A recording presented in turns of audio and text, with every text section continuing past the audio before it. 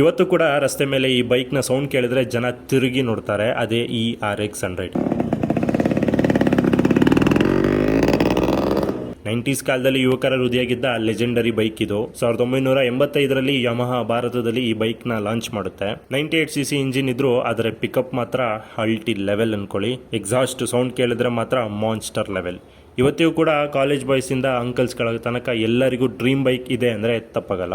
ಈ bike craze ಎಷ್ಟಿದೆ ಅಂದರೆ ನೀವು ನಂಬಲ್ಲ. ನಾನೀಗ ಓಡಿಸ್ತಾ ಇರೋ ಬೈಕು 1994ರ ಮಾಡೆಲ್. ಓನರ್ ಈ ಬೈಕ್ ಮೇಲೆ 2 ಲಕ್ಷದವರೆಗೂ ಸ್ಪೆಂಡ್ ಮಾಡಿದ್ದಾರೆ. ಈ ಬೈಕ್ನ ವಿಶೇಷತೆ ಅಂದರೆ ವೀಲಿ, ಡ್ರ್ಯಾಗ್ ರೇಸ್, ಮಾಡಿಫಿಕೇಶನ್, ಒಟ್ನಲ್ಲಿ ಯೂತ್ಸ್ಗೆ RX 100 ಅಂದರೆ ಒಂದು ಎಮೋಷನ್.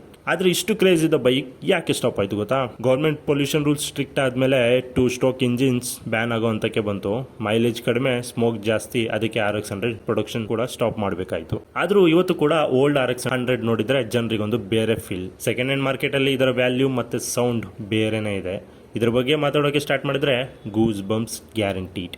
ಟಾಟಾ ಬಾಬಾಯ್. ನಾನು ನಿಮ್ಮ ವಿಲಾಸಸ್ ಚಂದ್ರರಾವ್.